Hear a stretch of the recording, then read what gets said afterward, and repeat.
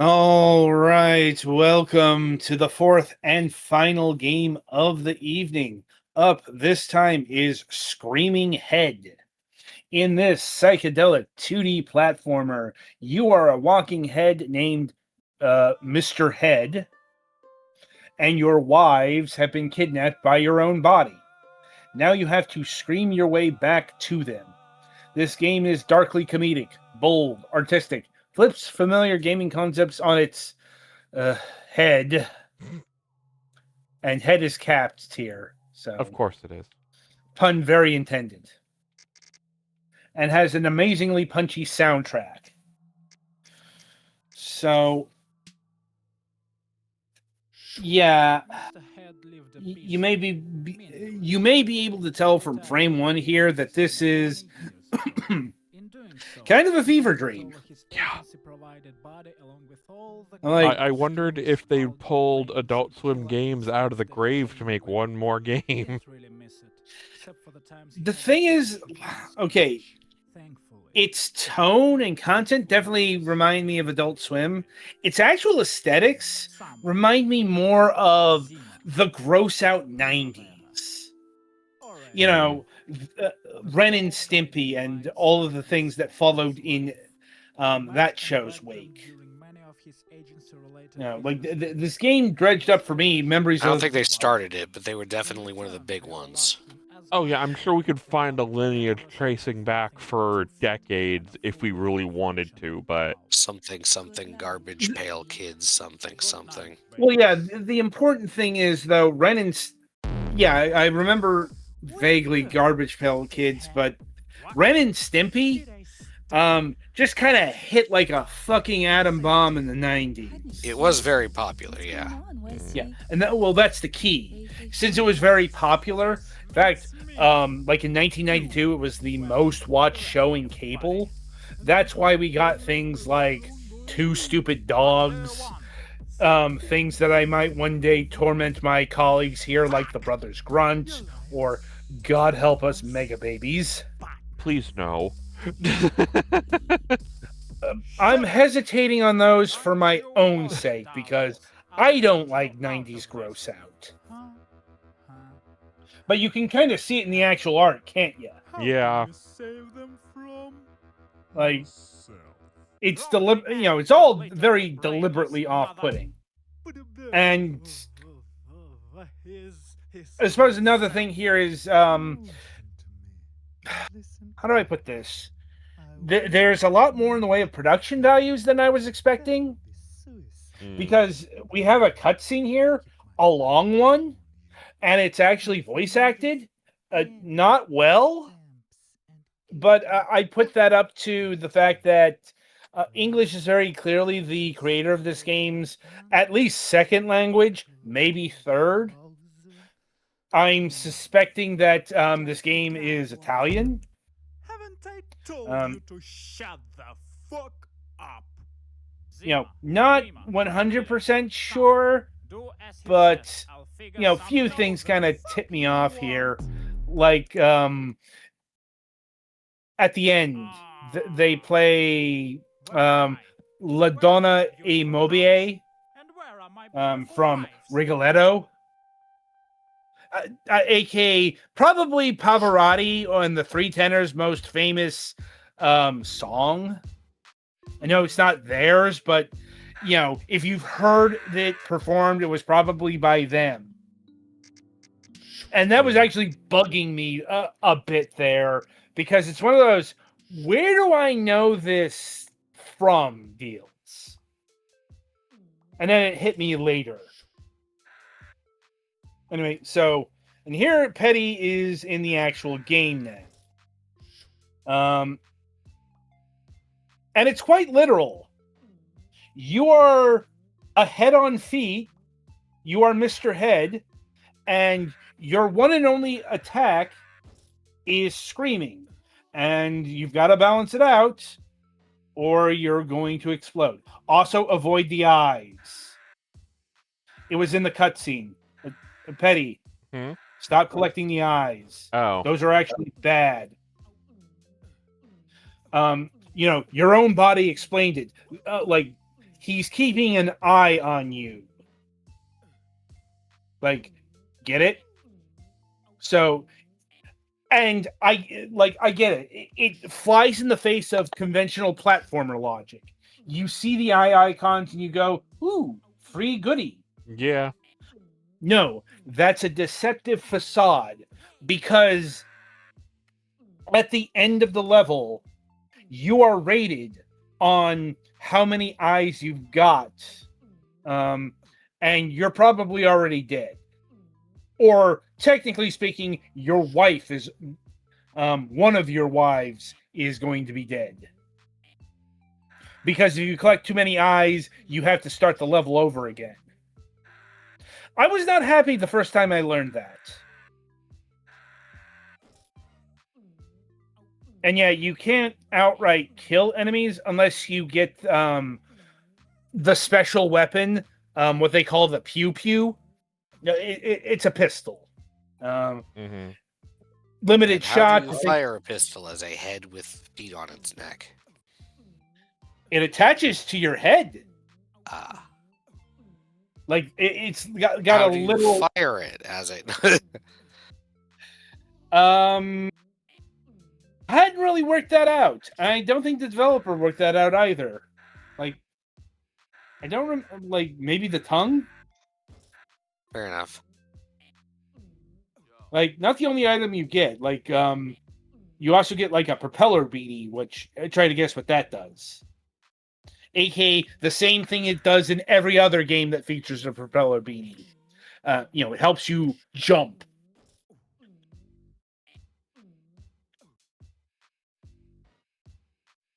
Anyway, so your goal is to get all of the sound effects. And yeah, you've reached the end of the level. Yeah, see, you got 4 eyes on you. The maximum amount of eyes level is 8. So, get too many eyes, you have to restart the level. It's a bit of a dick move. But especially because they like show you that again at the end. Yep. Like, and the amount of eyes is tracked in the top right corner. The thing is, you don't know how many eyes is the limit until you complete the level. And okay, you wanted to keep that a surprise in level 1, fine. Subsequent levels, it's more annoying than anything else. Yeah. Because what's the challenge here? The challenge is to make sure you don't have enough eyes. And the challenge isn't really increasing. Because at the end of the day, if you got too many eyes, you got too many eyes. It's just a dick move. But also, once your again, hitbox is fucking huge. That's the part that surprised me. In spite of the fact that, your hitbox is huge because, well, look at you. You're a head on feet. You're going to have a bit of a huge, if squat, hitbox. I did not find myself accidentally collecting eyes all the time like I was expecting to do. That's the thing that really got me. In spite of all appearances and aesthetics, this game is a competent platformer. Not a great one or anything like that. But I found the base mechanics worked well enough. Probably the thing I think needed more tweaking was the screaming. Probably could have gone a bit longer on the ahs before you explode. Or give you a bar to let you know other than just your head kind of turning red. Yeah, it is a bit ambiguous there. But like I said, the jump arc, the jump feel, not awful.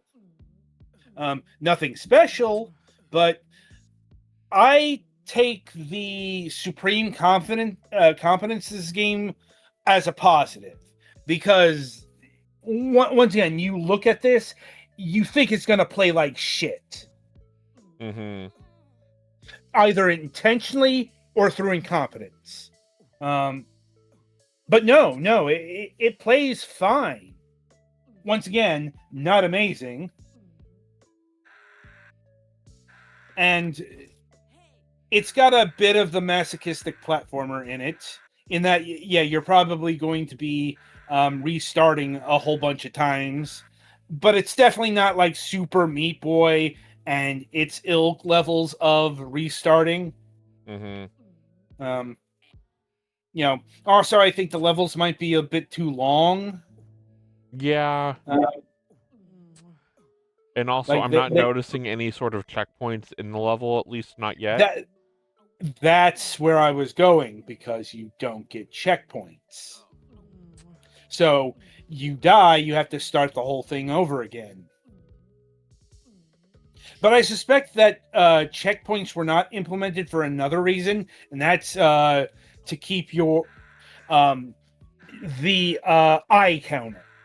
Because I could absolutely envision a scenario where you reached a checkpoint and you got, say, 9 eyes or however many. Yeah. And, you end up soft locked. Or you can end up cheesing the thing by reaching the checkpoint, dying intentionally, and then Resetting you're your back eyes. to 0. Yeah. So I actually understand the balancing concerns behind checkpoints here. Doesn't make it less frustrating, but it's like I'm not scratching my head either. Mm-hmm. Like I said, this game really did surprise me. And you cap off every chapter with a face off of a different body parts, henchmen to your body, and you have to take them out either via, how you take out regular enemies, either via the environment or you're provided with the gun at the start. And in that case, you have unlimited ammo there. Because once again, if you limited the ammo, soft lock situation. And also this game has hidden levels and hidden endings. Oh, I guess I found a hidden level. Yep. Yeah, you're going to the moon level. To the moon. Try to guess what that means. Oh, wait, you're probably already there. Low gravity. And this level, you have to get all the moons. That's kind of dickish. Yeah. They go from Once again, I think that's a good descriptor for the game. Kind of dickish, but not nearly as much as I thought it was going to be. Oh, that's how I get across. Yeah, Okay. you actually have a... Yeah, they actually took into account your other mechanic. It helps if you jump. Well, before you couldn't scream when you jumped.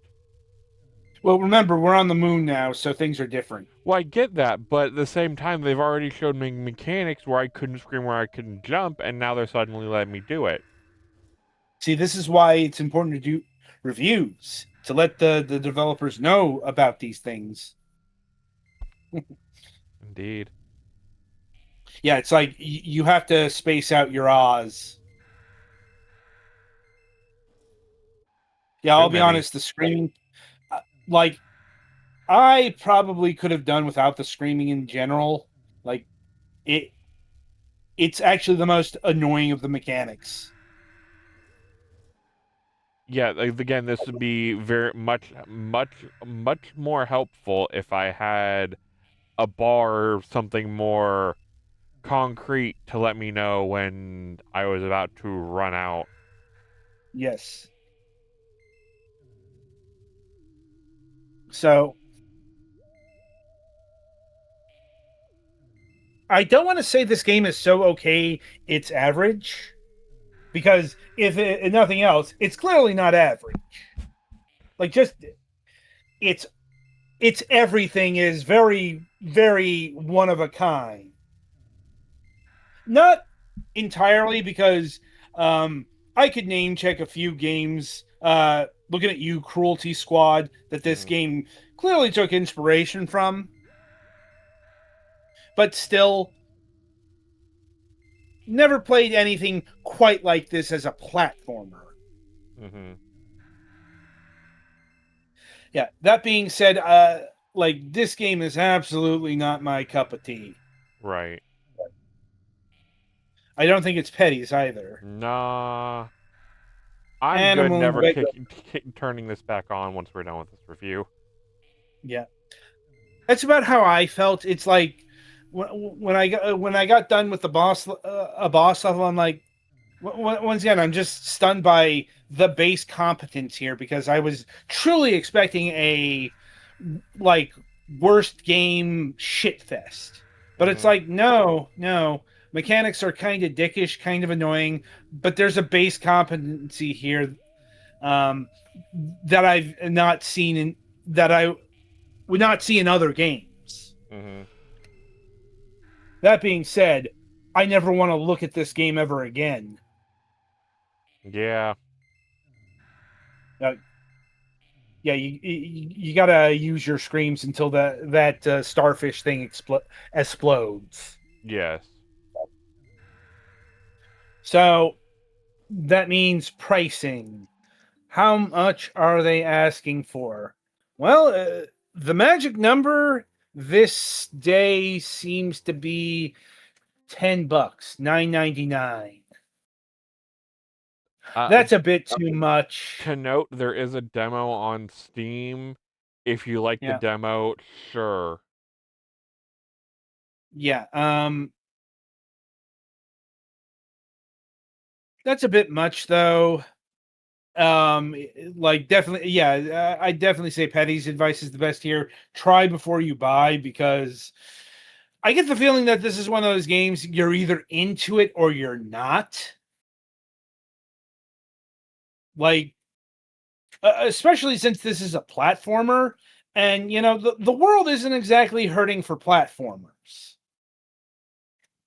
Now, if this game isn't your cup of tea, there are any number of other decent basic platformers out there. Right. So, and not just like in times past. Like, Steam today is saturated with platformers because it's a, relatively speaking, easy genre to develop for. Mm-hmm.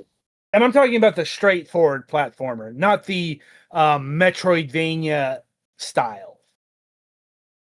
That's a different story. But yeah, all in all,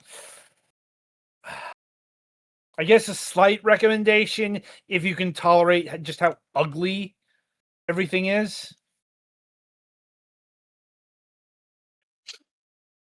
And yeah, anything else you guys want to add to this before we sign off? It's a game.